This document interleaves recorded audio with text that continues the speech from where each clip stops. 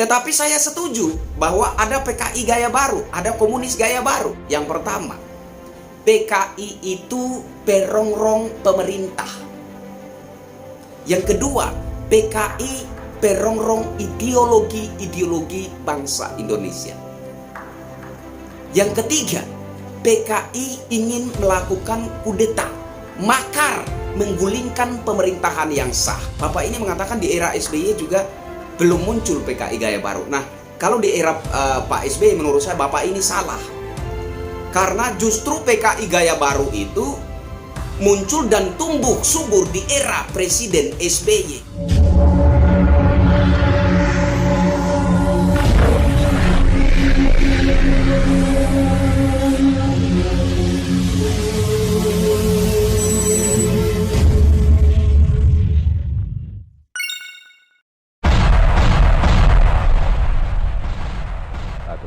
Bismillahirrahmanirrahim.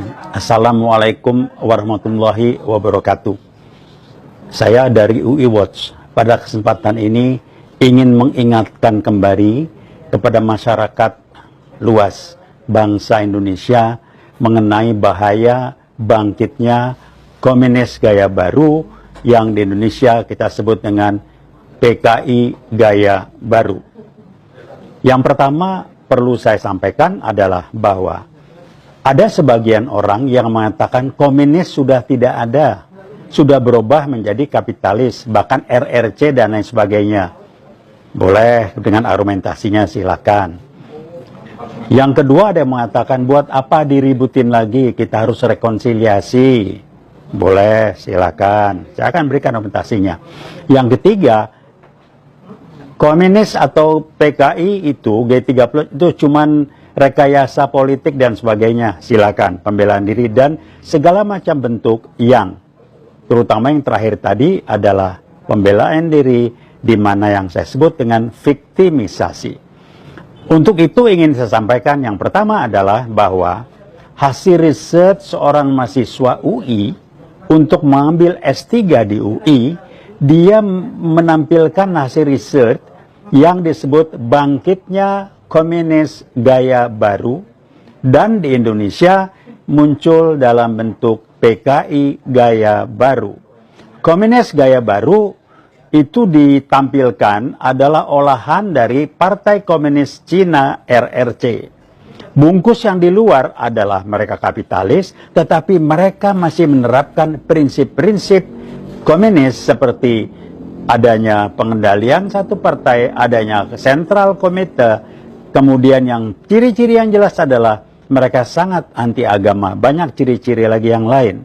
Dan Partai Komunis Indonesia yang kita sebut dengan PKI gaya baru berorientasi ke komunis gaya baru di RRC.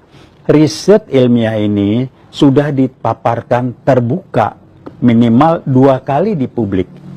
Tahun 2000, kalau nggak salah menjelang 2014, itu ya, atau 2017 ditayangkan di seminar yang dihadiri para purnawirawan TNI dan sebagian pati-pati, dan yang kedua juga di purnawirawan TNI, yang ketiga bahkan kalau tidak salah di Kahmi,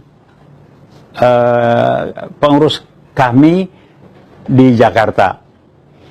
Nah, itu ditayangkan. Ada 2 hal yang menarik yang ingin saya sampaikan. Yang pertama adalah apa yang disampaikan pada waktu itu sekarang menjadi kenyataan. Apa kenyataan yang ada? Bahwa PKI gaya baru bergerak terus dan menyusupi lembaga-lembaga pemerintahan, partai-partai politik, DPR dan sebagainya, dan mereka tidak tampil langsung tetapi menggunakan menggunakan kepanjangan tangan dan atau mulut-mulut yang kita sebut dengan para buzzer dan sebagainya itu. Nah, sangat jelas yang disusupi adalah ormas-ormas terutama agama Islam. Ciri-ciri yang harus kita sadari bahwa 2 hal yang menjadi musuh besar komunis terutama PKI di Indonesia termasuk PKI gaya baru adalah umat Islam Indonesia harus dihancurkan, diperlemah, diadu domba. Yang kedua, TNI diperlemah. Jadi, apapun yang mereka lakukan, siapapun yang berbicara menjadi kepanjangan tangan atau sudah terpapar strategi PKI gaya baru, kita sangat mudah mengidentifikasinya adalah bagaimana mereka menjelek-jelekan Islam yang secara bahasa bukunya disebut tampil dengan Islamofobia. Kenapa zaman Pak Harto, bahkan zaman SBY terakhir tidak ada situasi seperti ini? Karena memang PKI gaya baru belum tampil, belum muncul. Ciri-ciri komunis adalah dia akan tampil muncul ke publik kalau mendapat dukungan, backingan dari pemerintah yang ada. Suka tidak suka, ngaku nggak ngaku. Banyak pejabat saat ini yang mendukung PKI gaya baru. Nah, di samping yang tadi saya sampaikan apa yang menarik adalah aneh bin ajaib dan apa urusannya. Halo Indonesia, saya Kristianto Yenoni, salam NKRI.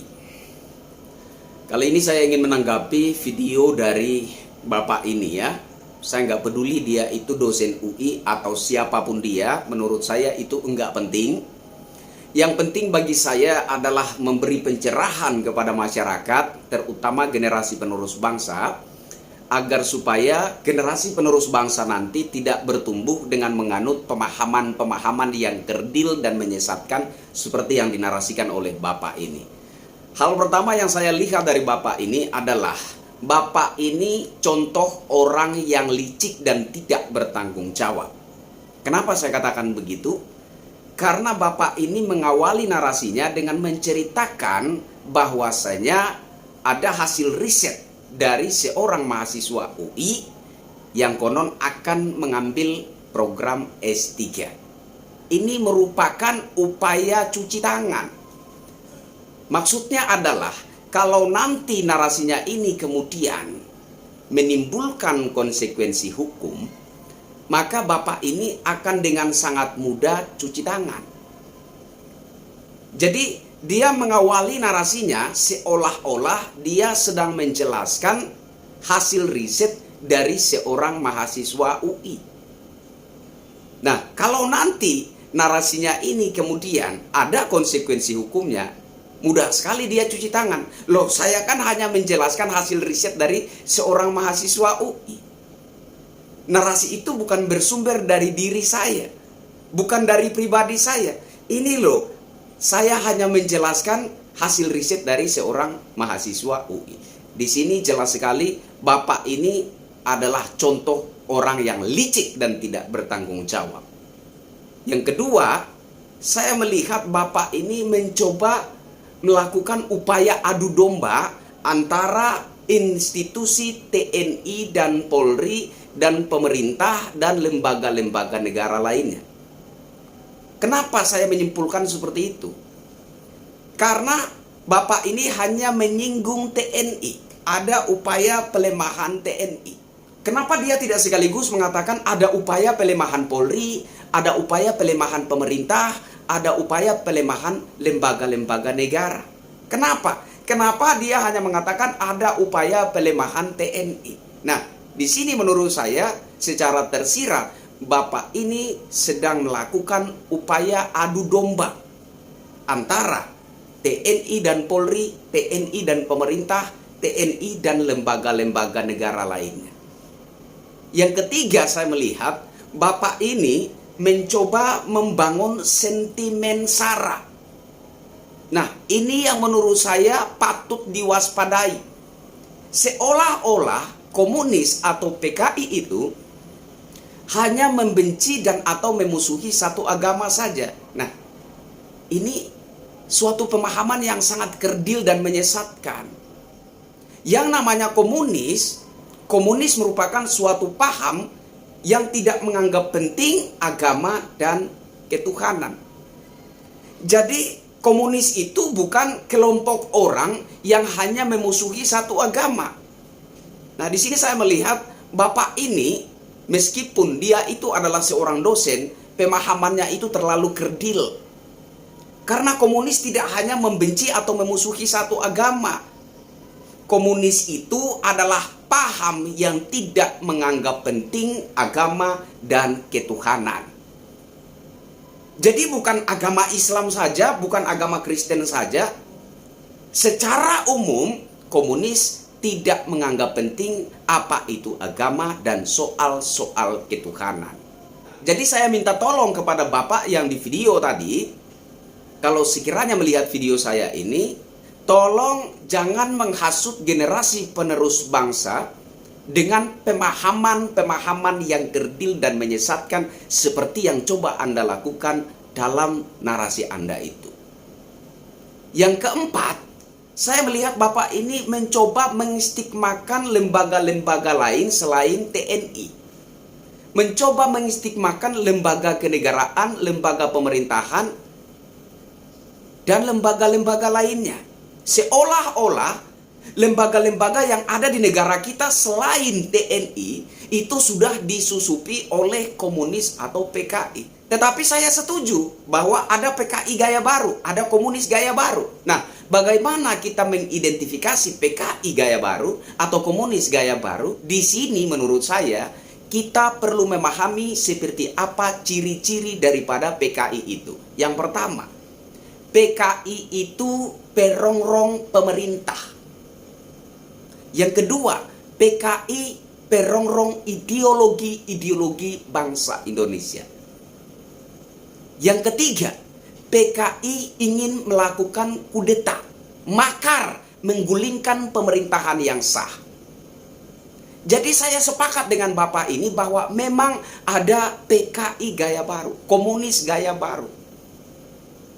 Nah, apakah PKI gaya baru ini sudah menyusup ke lembaga-lembaga negara? Mungkin saja. Seperti yang dijelaskan oleh Cak Islah Bahwari. Simak dulu videonya.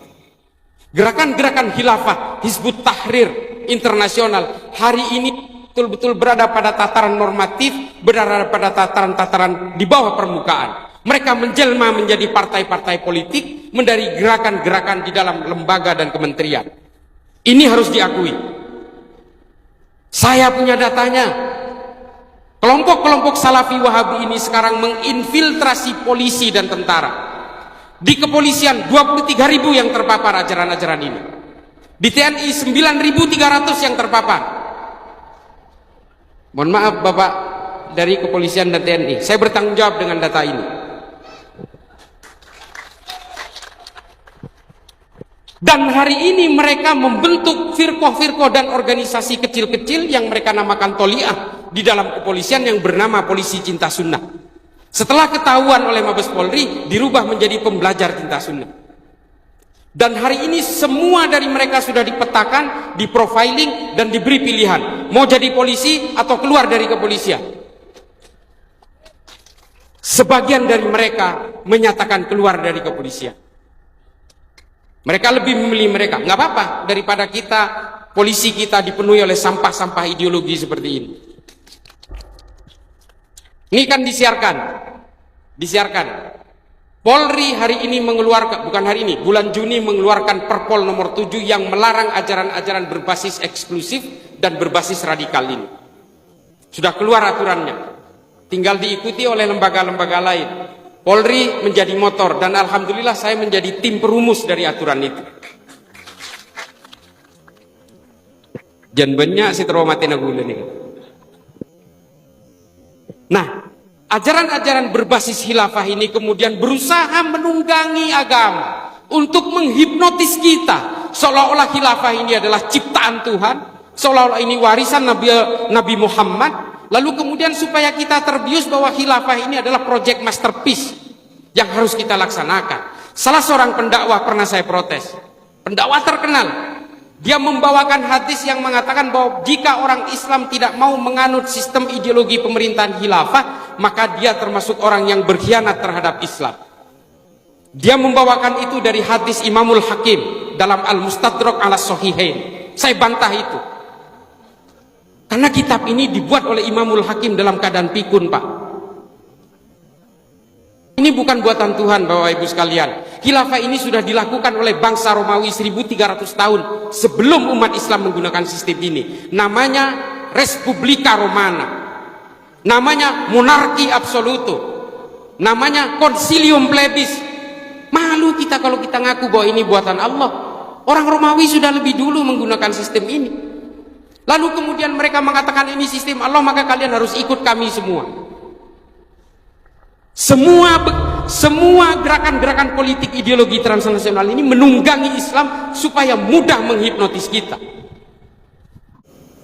Oke, jadi saya sepakat dengan Bapak ini bahwa memang ada PKI gaya baru yang mesti kita waspadai agar supaya PKI gaya baru ini tidak menghancurkan bangsa dan negara kita.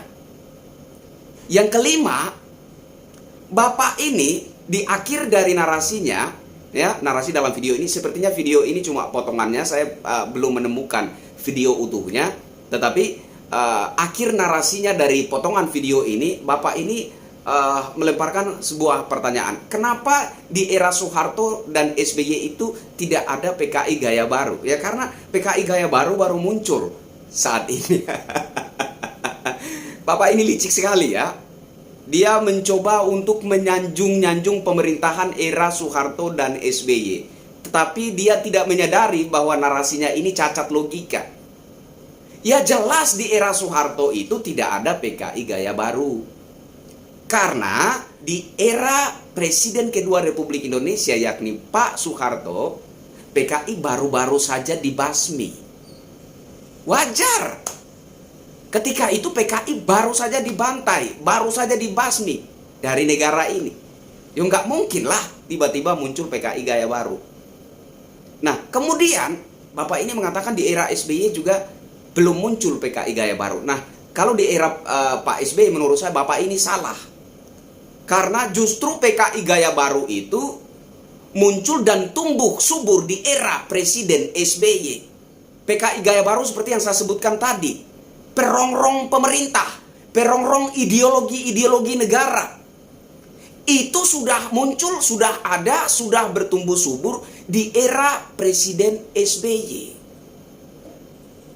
Saya minta tolong kepada Bapak ini, kalau mencoba menghasut masyarakat agar lebih cerdas, lebih pintar, agar jangan masyarakat justru yang menilai Bapak itu memiliki pemahaman yang kerdil.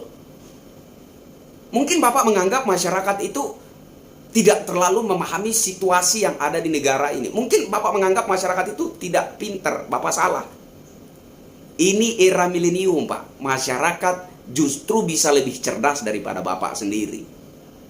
Jadi sekali lagi saya minta tolong kepada Bapak, jangan mencoba menghasut masyarakat, mencuci otak masyarakat, mencoba membangun suatu pemahaman yang kerdil dan menyesatkan generasi penerus bangsa, agar nanti generasi penerus bangsa ini bertumbuh menjadi generasi yang kerdil dan sesat, yang memandang lembaga-lembaga di negara ini selain TNI telah disusupi komunis, telah disusupi PKI.